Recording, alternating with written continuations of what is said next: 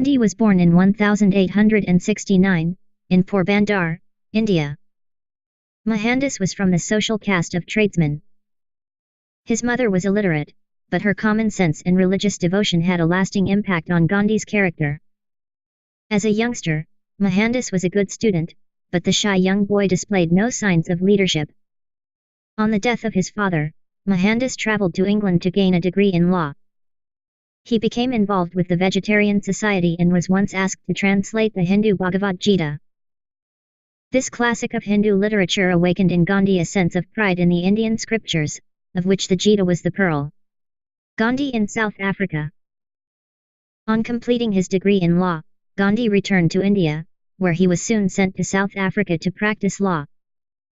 In South Africa, Gandhi was struck by the level of racial discrimination and injustice often experienced by Indians. It was in South Africa that Gandhi first experimented with campaigns of civil disobedience and protest. He called his nonviolent protests satyagraha. Despite being imprisoned for short periods of time, he also supported the British under certain conditions. He was decorated by the British for his efforts during the Boer War and Zulu Rebellion. Gandhi and Indian independence. After 21 years in South Africa, Gandhi returned to India in 1915. He became the leader of the Indian nationalist movement campaigning for Home Rule or Swaraj. Gandhi successfully instigated a series of nonviolent protest. This included national strikes for 1 or 2 days. The British sought to ban opposition, but the nature of nonviolent protest and strikes made it difficult to counter. Gandhi also encouraged his followers to practice inner discipline to get ready for independence. Gandhi said the Indians had to prove they were deserving of independence. This is in contrast to independence leaders such as Aurobindo Ghosh, who argued that Indian independence was not about whether India would offer better or worse government, but that it was the right for India to have self-government. Gandhi also clashed with others in the Indian independence movement such as Subhash Chandra Bose, who advocated direct action to overthrow the British. Gandhi frequently called off strikes and nonviolent protest if he heard people were rioting or violence was involved. In 1930, Gandhi led a famous march to the sea in protest at the new Salt Acts. In the sea they made their own salt, in violation of British regulations. Many hundreds were arrested and Indian jails were full of Indian independence followers.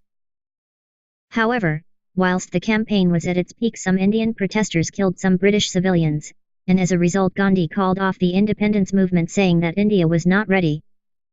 This broke the heart of many Indians committed to independence. It led to radicals like Bhagat Singh carrying on the campaign for independence, which was particularly strong in Bengal. Gandhi and the partition of India. After the war, Britain indicated that they would give India independence. However, with the support of the Muslims led by Jinnah, the British planned to partition India into two: India and Pakistan. Ideologically, Gandhi was opposed to partition. He worked vigorously to show that Muslims and Hindus could live together peacefully. At his prayer meetings, Muslim prayers were read out alongside Hindu and Christian prayers. However, Gandhi agreed to the partition and spent the day of independence in prayer mourning the partition.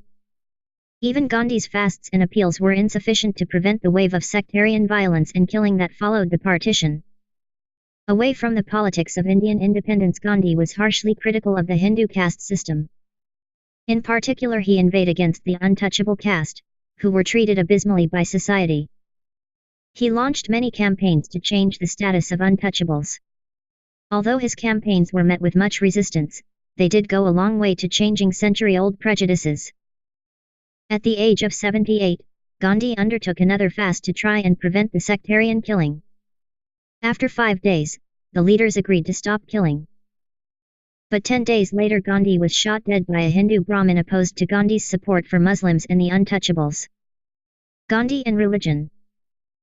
In the attitude of silence the soul finds the path in a clearer light, and what is elusive and deceptive resolves itself into crystal clearness. Our life is a long and arduous quest after truth. Gandhi said his great aim in life was to have a vision of God.